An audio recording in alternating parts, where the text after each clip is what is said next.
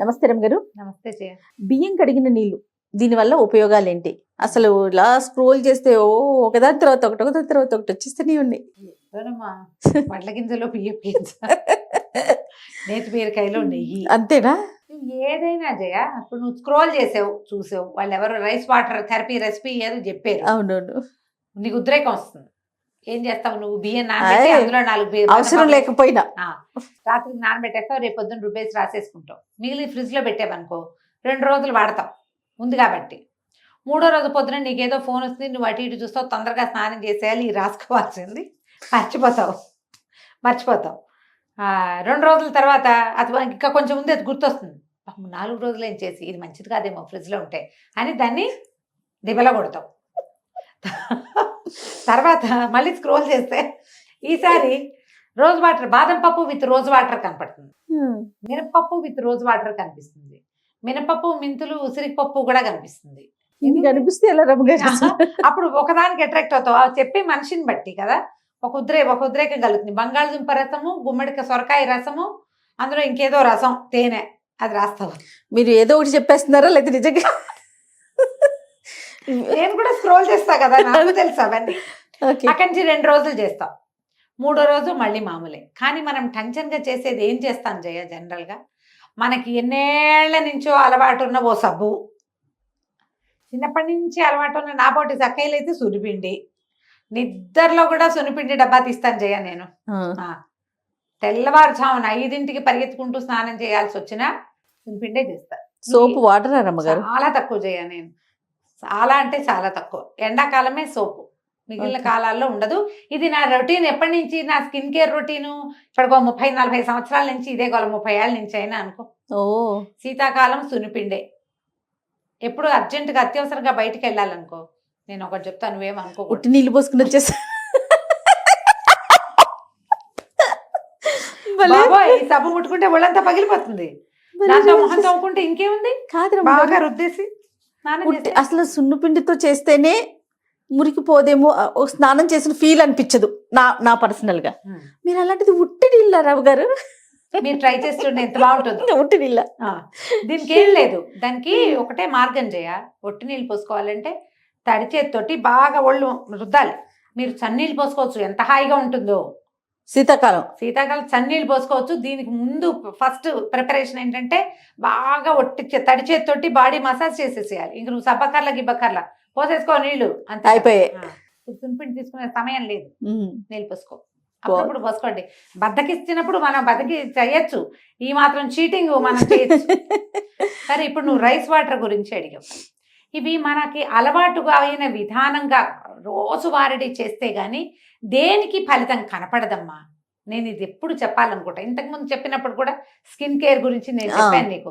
నువ్వు రెగ్యులర్గా చేస్తేనే నీ స్కిన్ దానికి స్పందిస్తుంది. ఒకరోజు సునిపిండి పెట్టి తోముకుంటావా, నున్నగా ఉంటుంది. 2 రోజుల తర్వాత ఏంటి, సునిపిండి వాసన వస్తుంది ఒళ్ళు అనిపించి మానేస్తారు చాలా మంది. వాసన లేకుండా సునిపిండితో స్నానం చేయటం ఎలాగా, వాసన పోగొట్టుకోవటం అనేది ఆలోచించరు. మానేసి సబ్బు అయితే గుమగుమలాడుతూ ఉంటుంది అని చెప్పి సబ్బుకు దిగుతాం. ఇందులో గ్లిజరిన్ సోపు, డవ్ సోపు, ఇంకో సోపు, ఆ సోపు, అమ్మ నాన్న మేనమామ బోల్డ్ అని తీస్తాం. అంతేగా, అందులో గ్లిజరిన్ ఉండాలి. ఇంకా ఇప్పుడు లిక్విడ్ సోప్స్ వచ్చినాయి కదా, అవి లిక్విడ్లు వాడుకుంటాం. దానికి మళ్ళీ అదేదో పీచు, నా బోటకాయలు బీరకాయ పీచు తెచ్చుకుంటాం మేము. సమ్మర్ బీరకాయ పీచు బాగుంటుంది, వింటర్లో గీసామంటే ఒళ్ళంతా పుళ్ళు పడిపోతుంది. కాబట్టి ఇక అది చేయము. రైస్ వాటర్ కానీ ఇంకో వాటర్ కానీ ఏదైనా దాని గురించి నేను చెప్తాలే, నువ్వు ఆశ్చర్యంగా ఆలోచనగా చూడకు. అంటే నాకు విషయం చెప్పట్లేదు, మీరు తూచి అంటున్నారా? నాకు అర్థం కావట్లేదు. కొంచెం తూచనే అంటున్నా. మీరు ఉద్రేకం వచ్చినప్పుడు చేసే దానిలాగా కాకుండా ఒక రెగ్యులర్ దానిలాగా పెట్టుకుంటే గనక ఉపయోగపడతాయి. ఏవైనా మనం భోజనం తినేవి, మనం తినేవి, మనం ఆహారానికి వాడుకునే పదార్థాల్లో చాలా పదార్థాలు మన స్కిన్కి ఉపయోగపడతాయి. అది లోపలికి ఎట్లా ఉపయోగిస్తుందో బయట కూడా అలాగే ఉపయోగిస్తాయి. దాని లక్షణాన్ని బట్టి వృక్షమైన వాటిని వాడుకోలేము, అవి లోపలికి వెళ్ళి మెషిన్లో పడేస్తేనే బాగుంటుంది. స్మూత్ ఉంటాయి కొన్ని, సుకుమారమైనవి అవి మనం బయటకు కూడా వాడుకోవచ్చు. ఇది బేసిక్ థింగ్ చేయొచ్చు.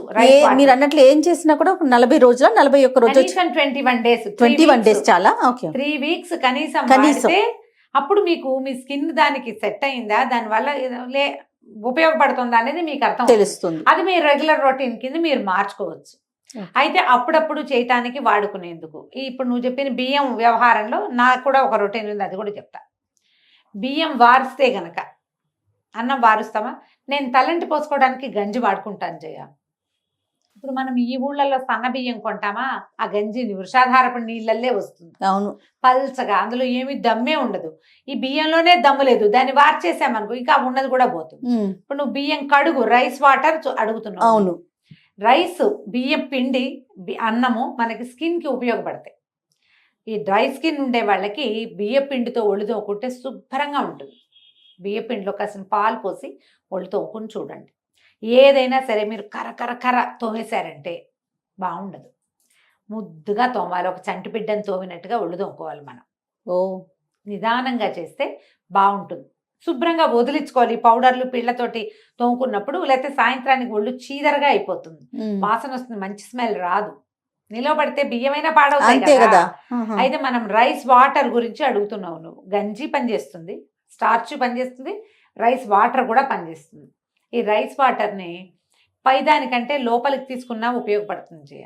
అవునండి.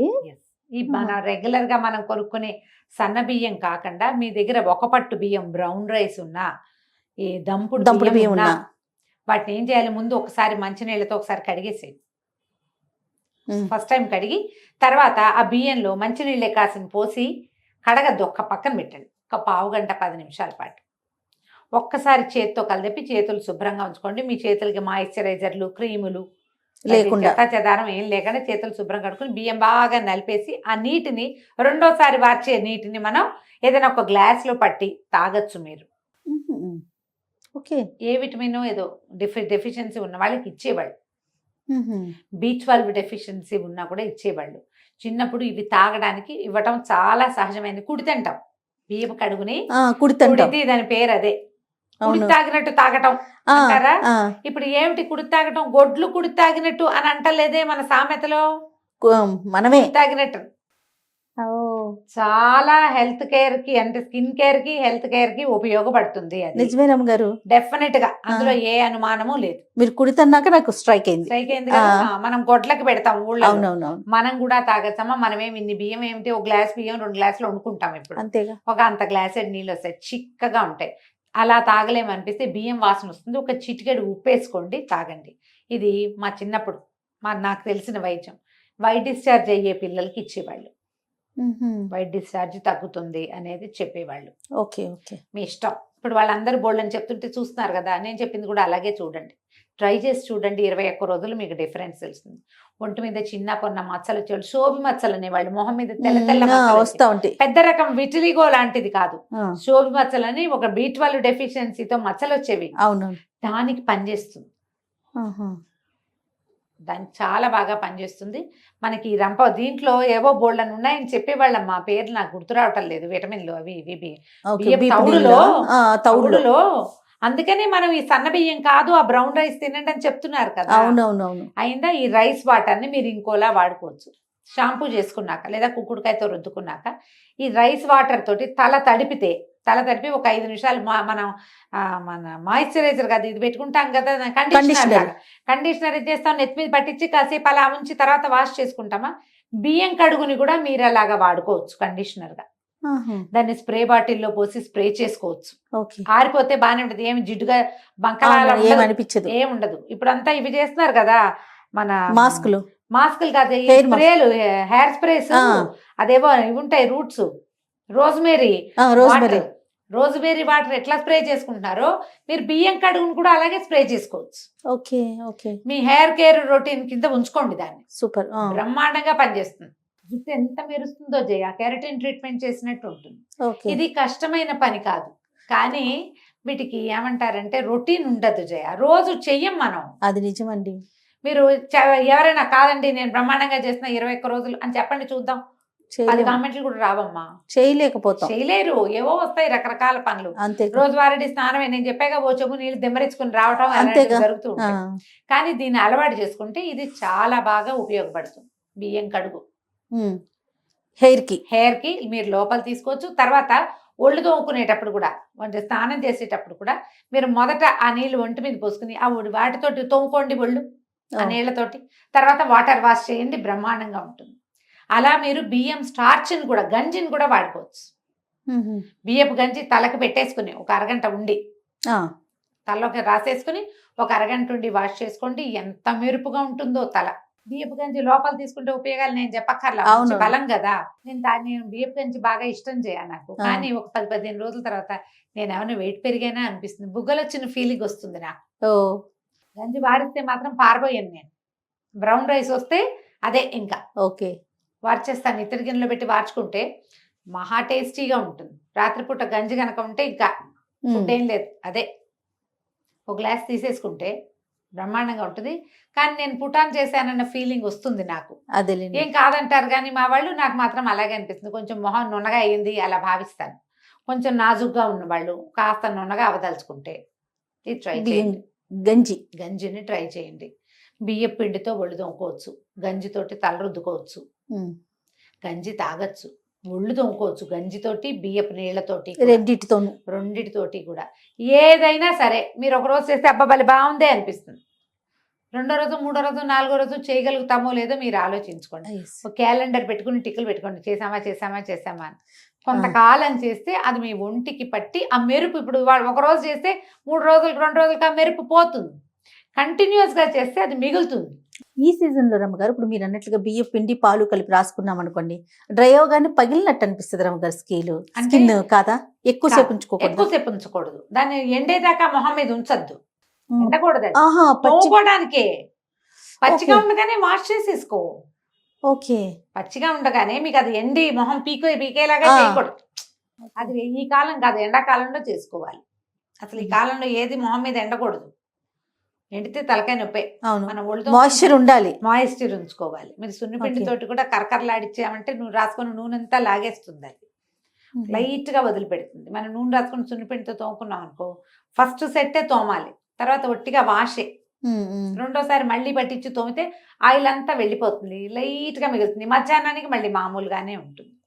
మనకి కావాలి కదా జిడ్డు, కొంచెం ప్లాంట్ గా చేయండి. మీరు ఏది చేసినా, బియ్యం కడుగు నీళ్ళు, పప్పు కడుగు నీళ్ళు, పప్పు కడుగు కాదు, ఏం చేసినా ఎక్కువ రోజులు చేయండి. కన్సిస్టెన్సీ చాలా ముఖ్యం. మీరు పప్పు అని కానీ నేను ఏం పప్పు అని అడిగేస్తా.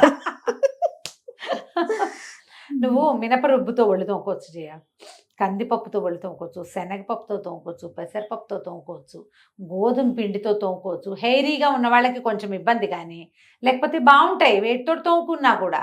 ఏదైనా ఒక రోజు కాదు, కంటిన్యూగా చెయ్యాలి. చూడండి, డెఫినెట్గా. నమస్తే అండి. నమస్తే జయ.